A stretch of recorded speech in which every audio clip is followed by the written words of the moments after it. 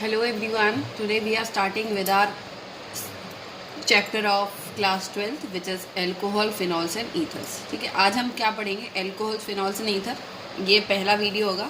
इसमें थोड़ा सा मैं आपको बेसिक बताऊंगी. उसमें देखो अल्कोहल का मतलब क्या होता है बेटा. सबसे पहली चीज़ क्या होती है, अल्कोहल जो होता है ना, एल्कोहल का मतलब पता है, हमने 10th क्लास में हमने पढ़ा, 11th में we have already started this learn this कि एल्कोहल का मतलब होता है that you are talking about a functional group which is a OH group. मतलब एल्कोहल, ओल वर्ड क्या होता है, ol represent for the OH group. अब एल्कोहल बेटा जो होते हैं वो आपके एलिफेटिक भी होते हैं, वो आपके एरोमेटिक भी होते हैं. जो एलिफेटिक एल्कोहल्स होते हैं उसको हम किससे डिनोट करते हैं, ROH से डिनोट करते हैं. R का मतलब क्या होता है, R कुछ भी बेटा, कोई भी आपका एल्काइल ग्रुप हो सकता है. फॉर एग्जांपल सपोज करो CH3 ग्रुप आपका हो गया. ठीक है, मतलब कार्बन की कितनी भी लंबी चेन होती है but it should be a straight chain at least, तो वो एलिफेटिक होते हैं. अगर वही का एल्कोहल बेटा, अगर वही OH ग्रुप आपका चेन में ना लग के अगर आपका किसी रिंग में लगा हुआ हो तो वो आपका क्या कहलाता है, एरोमेटिक कहलाता है. एरोमेटिक, एरोमा का आपको मतलब पता है, एरोमा का मतलब होता है जो स्मेल प्रोड्यूसिंग होते हैं, जो स्मेल प्रोवाइड करते हैं. अब ये क्या होते हैं, बस थोड़ा सा नाम बदल जाता है. अगर रिंग के ऊपर OH ग्रुप जुड़ा हुआ होता है तो उसको हम एलिफेटिक ना बोल करके हम उसको फिनॉल वर्ड से उसको हम रिप्रेजेंट करते हैं. ठीक है, या फिर आप इसको क्या बोल सकते हो, आप इसको एराइल एल्कोहल का आप इसको नाम भी देते हो. दूसरा क्या होता है बेटा, जो ईथर होता है ना, ईथर क्या होता है, ईथर की रिप्रेजेंटेशन क्या होती है, बड़ा सिंपल सी चीज़ है, रट लो इसको. ईथर में एक ऑक्सीजन के लेफ्ट साइड और राइट साइड पर क्या प्रेजेंट होता है, R ग्रुप, मतलब एल्काइल ग्रुप प्रेजेंट होते हैं, उनको आप ईथर से रिप्रेजेंट करते हो. धीरे धीरे हम इसमें आगे की तरफ बढ़ेंगे तो हम इसमें पढ़ते रहेंगे. देखो उसके बाद आपका क्या आता है, on the basis of number of, मतलब कैसे आप क्लासीफाई करते हो. क्लासीफाई का मतलब क्या होता है कि आप किस तरीके से, आप क्या क्या जानते हो उसके बारे में.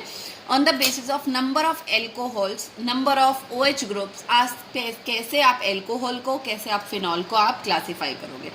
तो सबसे पहली क्लासिफिकेशन क्या होती है, on the basis of number of alcoholic groups. On the basis of, again I am repeating my words, on the basis of number of alcoholic, मतलब OH ग्रुप, मतलब कितना OH ग्रुप होगा, 1 होगा, 2 होगा, 3 होगा, 4 होगा, उसके बेस पर आप कैसे डिवाइड करते हो. तो अगर सपोज करो, अगर किसी भी कार्बन की स्ट्रेट चेन के अंदर अगर एक OH ग्रुप लगा होता है that it is called as monohydric. अगर 2 OH ग्रुप लगे होते हैं किसी भी कार्बन की चेन में, it will be known as dihydric. अगर 3 OH ग्रुप होते हैं तो ट्राईहाइड्रिक. और बेटा अगर काफ़ी सारे होते हैं तो उसको आप क्या बोलते हैं, पॉलीहाइड्रिक बोलते हो, पॉलीहाइड्रिक एल्कोहल, पॉलीहाइड्रिक एल्कोहल. बस इतना आपको ध्यान रखना है, जैसे जैसे आप OH ग्रुप को लगाते चले जाओगे वैसे वैसे उस कार्बन पे से हाइड्रोजन का नंबर कम होता चला जाता है. ठीक है, अच्छा सबसे पहले मैं आपको कुछ कॉमन नाम बता देती हूँ. जैसे कुछ कॉमन कंपाउंड्स हैं जो आपको याद रखने होंगे. CH3OH, CH3OH क्या होता है, this is known as methanol. CH3OH, जब एक कार्बन होता है we called it as meth. अगर कोई भी डबल बॉन्ड नहीं है, ट्रिपल बॉन्ड नहीं है, we called it as ane. For OH group we represented by ol, so that is methanol. अगर 2 कार्बन बेटा, 2 कार्बन पे एडजेसेंट कार्बन हैं, ये ध्यान रखना. अगर 2 कार्बन की चेन है और दोनों ही कार्बन के ऊपर अगर OH ग्रुप लग जाता है तो उसको आप क्या बोलते हो, ग्लाइकोल बोलते हो. बहुत इंपॉर्टेंट नेम्स हैं, बहुत ज़्यादा. आप सपोज करो 3 कार्बन की चेन है और तीनों ही कार्बन की चेन के ऊपर अगर एक OH, एक OH और एक OH, मतलब तीनों 1 by 1 अगर आपके 3 OH ग्रुप डायरेक्टली लगे हुए हैं तो उसको आप क्या बोलते हो, ग्लिसरॉल बोलते हो. ये 3 नाम हैं. These 3 names are very very very much important. ठीक है, now the next one is called as phenol. अगर सपोज करो आपके पास एक कार्बन की चेन है, ये 6 कार्बन की चेन होती है, आपको पता है हम इसको बेंजीन के नाम से रिप्रेजेंट करते हैं. बेटा अभी तो ये बेंजीन है, लेकिन सपोज करो अब आप इसके ऊपर क्या लगा रहे हो, यहाँ से जब आप इसके ऊपर आप OH ग्रुप लगाओगे तो आप क्या करोगे बेटा, ऑब्वियसली इसके पास से एक हाइड्रोजन, मतलब ये वाला जो कार्बन था इसके पास जो हाइड्रोजन था वो हाइड्रोजन हटेगा तो कितना कार्बन रह जाएगा, तो बेटा एक कार्बन हो जाएंगे आपके 6 और हाइड्रोजन रह जाएंगे 5. तो इस वर्ड को, इसको आप क्या नाम देते हो, इसको आप फिनाइल के नाम से आप इसको जानते हो. ठीक है, फिनाइल. अब इस पे आपने क्या लगा दिया, आपने इसके ऊपर OH ग्रुप लगा दिया तो फिनाइल आइल ना होकर के क्या बन जाएगा, फिनॉल बन जाएगा. अगर किसी बेंजीन रिंग में दो एल्कोहलिक ग्रुप मतलब दो हाइड्रोक्सी ग्रुप अगर एक साथ जुड़े हुए हों तो उसको क्या बोलते हैं हम? कैटिकॉल बोलते हैं, कैटिकॉल। या आप इसका दूसरा नाम क्या, अगर कॉमन नेम आपको बोलना हो तो बेटा आपको कॉमन नेम याद रखने पड़ेंगे, बहुत इंपॉर्टेंट होते हैं। कैटिकॉल बोलते हैं। और अगर आपको आयुपैक नेम देना हो तो आप कैसे बोलोगे? 1,2-डाईहाइड्रोक्सी बेंजीन, 1,2-डाईहाइड्रोक्सी बेंजीन। या इसका तीसरा नाम भी होता है बेटा बेंजीन 1,2-डाइओल, बेंजीन 1,2-डाइओल, बेंजीन 1,2-डाइओल। ठीक है, अगर 3 है तो क्या नाम होगा? बेंजीन 1,2,3-ट्राइओल। या फिर आप क्या लिख सकते हो? 1,2,3-ट्राईहाइड्रोक्सी बेंजीन। ठीक है, इनको आपको ध्यान रखना है। इसके बाद बेटा let's move to the next. अगर देखो बेटा ये तो हमने अभी जो करा था वो हमने किसके बेस पर करा था कि कैसे आप कार्बन्स को, कैसे आप एल्कोहल्स को नंबर ऑफ OH ग्रुप के बेस पर आप उसे कैसे डिवाइड करते हो।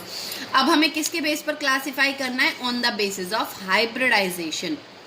आप सभी जानते हो हाइब्रिडाइजेशन कितने तरीके की होती है। हाइब्रिडाइजेशन बेटा या तो आपकी sp होती है, या आपकी sp2 होती है, या आपकी sp3 होती है। तो हमें वैसे तो और भी होती हैं, sp3d भी होती है, sp3d2 भी होती है, लेकिन हम यहाँ पर ये ना करके हमें इसको किसके बेस पे करना है? हमें सिर्फ और सिर्फ एल्कोहलिक ग्रुप्स को किसके बेसिस पर डिवाइड करना है? On the basis of sp3 hybridization और on the basis of sp2 hybridization. ठीक है, अच्छा, ऑन द sp3 हाइब्रिडाइजेशन के बेस पर इसका मतलब क्या है? sp3 हाइब्रिडाइज का मतलब होता है बेटा जब हर एक कार्बन, सपोज करो आपके पास ये कार्बन है, ये कार्बन की चेन है, 3 कार्बन की चेन है, और तीनों ही कार्बन बेटा कैसे हों? सिंगली बॉन्डेड ऑक्यूपाइड हो। सिंगली बॉन्डेड मतलब सपोज करो इसके ऊपर मैं OH ग्रुप लगा देती हूँ। अब देखो ये वाला जो कार्बन है बेटा, इधर से भी सिंगल बॉन्ड, इधर से भी सिंगल बॉन्ड, इधर से भी सिंगल बॉन्ड, इधर से भी सिंगल बॉन्ड। तो वो कार्बन बेटा जिसके ऊपर OH ग्रुप लगा होता है, अगर वो वाला कार्बन आपका sp3 हाइब्रिडाइज्ड होता है तो उसको आप क्या बोलते हो? उसको आप एलिफेटिक कार्बन और एलिफेटिक एल्कोहलिक ग्रुप बोलते हो। ठीक है, इसी के बेस पर हम इसको 3 कैटेगरीज में डिवाइड कर देते हैं, प्राइमरी एल्कोहल, सेकेंडरी एल्कोहल और टर्शरी एल्कोहल। प्राइमरी एल्कोहल के बारे में आप जानते हो, प्राइमरी एल्कोहल का मतलब क्या होता है? That you are talking about a straight chain, कि जो एल्कोहल ग्रुप OH ग्रुप जिस कार्बन के साथ जुड़ा होगा वो कार्बन चारों तरफ से, मतलब एक तरफ से तो OH के साथ सेटिस्फाई होगा और बाकी 3 तरफ से सिर्फ हाइड्रोजन के साथ बॉन्ड बनाएगा, या सिर्फ सिंगल एक कार्बन के साथ बॉन्ड बनाएगा और फर्दर उसकी कोई ब्रांचिंग नहीं होगी, वो प्राइमरी कहलाता है। सेकेंडरी एल्कोहल क्या होता है बेटा? सेकेंडरी एल्कोहल का मतलब ये है कि जो OH ग्रुप है, OH ग्रुप उस कार्बन के साथ जुड़ा हुआ है जो कार्बन फर्दर 2 कार्बन के साथ बॉन्ड बना रहा है, उसको सेकेंडरी एल्कोहल बोलते हैं। ध्यान से सुनना, सेकेंडरी एल्कोहल, सेकेंडरी वर्ड कब यूज करते हैं?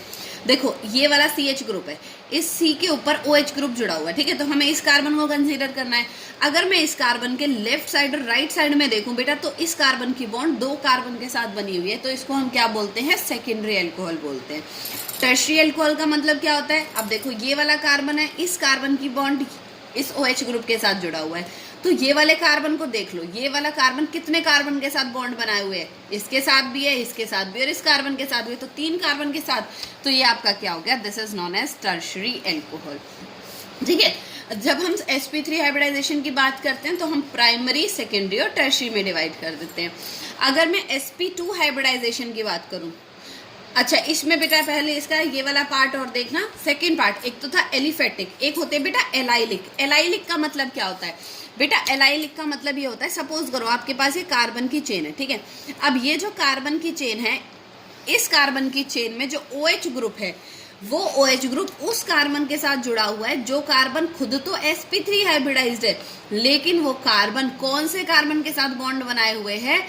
डबली बॉन्डेड कार्बन के साथ बॉन्ड बनाए हुए हैं, वो कार्बन आपका sp2 हाइब्रिडाइज्ड होगा।